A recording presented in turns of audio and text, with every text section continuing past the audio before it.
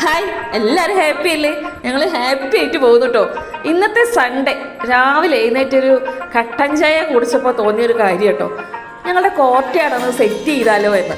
വീട് വെച്ച് ഒരു കുറച്ച് കാലം കഴിഞ്ഞപ്പോഴാണ് കോർട്ട്യാർഡൊക്കെ എടുത്തത്. അപ്പോൾ കോർട്ട്യാർഡ് ഇങ്ങനെ കെട്ടി വെച്ചു എന്നല്ലാതെ അതിനകത്തൊരു നല്ലൊരു കണ്ണിമാങ്ങയുടെ മാവുണ്ട്, സപ്പോർട്ടുണ്ട്. അപ്പോൾ ഇവരെ കളയാതെയാണ് ഞങ്ങൾ കോർട്ട്യാർഡ് കെട്ടിയിരിക്കുന്നത്. അപ്പോൾ അതിനകത്ത് കുറച്ചും കൂടെ പച്ചപ്പാക്കാൻ എന്തെല്ലാം ചെടികൾ വെക്കാം, അത് എത്രത്തോളം ഭംഗിയാക്കാം എന്നിങ്ങനെ ആലോചിച്ചിരുന്ന് രാവിലെ തന്നെ തുടങ്ങിയ പണി കേട്ടോ. ഡൈനിങ് ഏരിയ നോക്കിക്കഴിഞ്ഞാൽ ശരിക്കും കോർട്ട്യാർഡിൻ്റെ വ്യൂ നന്നായിട്ട് കാണാൻ പറ്റും. അതുകൊണ്ട് രാവിലെ ഞാനും മോനും കൂടെ കാലത്തെ ഭക്ഷണമൊക്കെ കഴിച്ചു.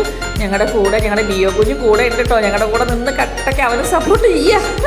ഇടയ്ക്കിടയ്ക്ക് വന്ന് എത്തി നോക്കും, മടം പിടിക്കും, ചെടികളെയൊക്കെ ഒന്ന് തൊട്ടിരുമ്പി പോവും. അങ്ങനെ അവൻ പോകുന്നുണ്ട്, ഞങ്ങൾ കൂടെ പണിയെടുക്കുന്നുണ്ട്. പാലക്കാടാണെങ്കിൽ നല്ല ചൂടെന്ന് പറഞ്ഞാൽ അൺസഹിക്കുമ്പോൾ ചൂടാണ്.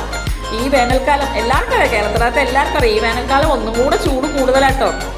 എന്നാലും ഞാനും മോനും തളരാതെ കാലത്ത് തന്നെ കുറച്ച് ലൈം ജ്യൂസും ഗ്രേപ്പ് ജ്യൂസും ഒക്കെ ഫ്രഷായിട്ട് അടിച്ച് റെഡിയാക്കി വെച്ചിട്ടാണ് ഈ പണി തുടങ്ങിയിരിക്കുന്നത്. അപ്പോൾ ഓരോ ചട്ടി കൊണ്ടുവന്നത് ഏകദേശം ഒരു 30 ചട്ടിയോളം പുതിയത് വാങ്ങിച്ചു. എല്ലാം റീസെറ്റ് ചെയ്യാം, മണ്ണടക്കം മാറ്റിയിട്ട് പോട്ടിംഗ് മിക്സ്ഡൊക്കെ 2 ദിവസം മുന്നേ ഒക്കെ മിക്സ് ചെയ്ത് വെച്ചിട്ടുണ്ടായിരുന്നു.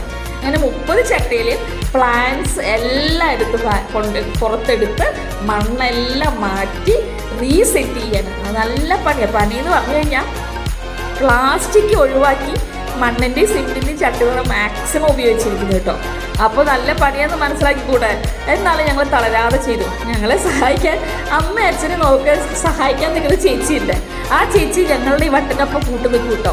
നല്ല പാട്ടൊക്കെ വെച്ച് ഡാൻസൊക്കെ കളിച്ച് ഞങ്ങൾ എൻജോയ് ചെയ്തിട്ടാണ് ചെടി വെക്കുന്നത്.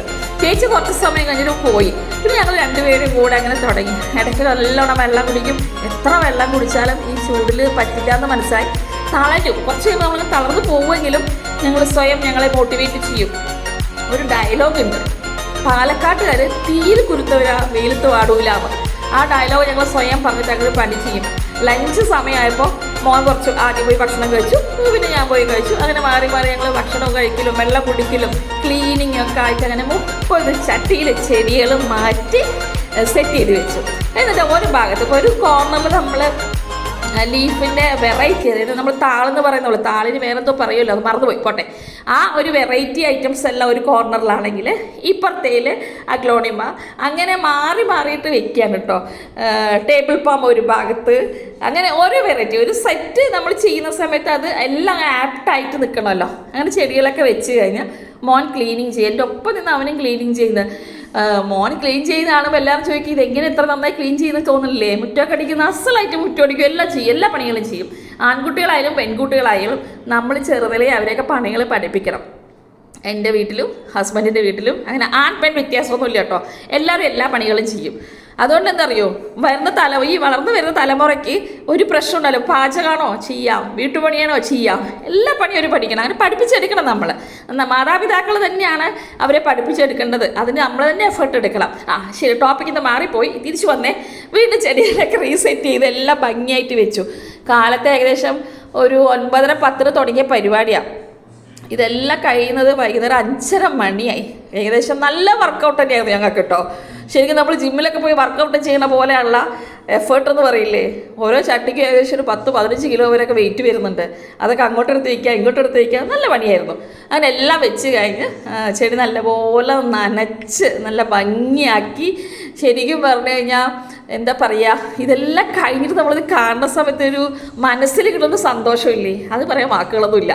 അങ്ങനെ രണ്ടുപേരും കൂടെ എല്ലാ ചെടിയും നനയ്ക്കുകയെല്ലാം ശരിക്കും പറഞ്ഞാൽ അവരെ കുളിപ്പിക്കുകയെന്ന് ചെയ്തു. നല്ലപോലെ നമ്മൾ നനച്ചിങ്ങനെ ഇലകളും കടക്കലും ഒക്കെ നനയ്ക്കുമ്പോൾ അവർ നല്ല ഫ്രഷായിട്ട് നിൽക്കും. അങ്ങനെ 2 പേര് മാറി എല്ലാം ചെയ്ത് സെറ്റാക്കി വന്നു. കുറച്ച് സമയം അവിടെ ചെയറൊക്കെ ഇട്ട് ചെടികളെയൊക്കെ കണ്ട് അവരുടെ ഭംഗിയൊക്കെ ആസ്വദിച്ചിരുന്നു. ഇപ്പം ഇത്രയേ ഉള്ളൂ. ഇനി കുറച്ചുകൂടെ അത് വളരട്ടെ. വളർന്ന് 2 മാസം 3 മാസം കഴിയുമ്പോൾ അവർ കുറച്ചുകൂടെ വളർന്ന് കുറച്ചുകൂടെ പച്ചപ്പാവും. അപ്പോൾ അടുത്ത വീഡിയോ ആയിട്ട് വരാം. പിന്നെ കുറച്ച് പുതിയ അതിഥികളെ കൂടെ ഞങ്ങൾ കൊണ്ടുവരണം. ഇതെല്ലാം കുഞ്ഞി വാങ്ങി വെച്ച ചെടികൾ ഇത്രയേ ആക്കിയതാണ്. ഓക്കെ, വീഡിയോ ഇഷ്ടമായാൽ ലൈക്ക് ചെയ്യണം, സബ്സ്ക്രൈബ് ചെയ്യണം. Okay, bye. വീണ്ടും നിങ്ങളുടെ അടുത്ത് പുതിയ വീഡിയോ ആയിട്ട് ഞാൻ വരാം. ബൈ.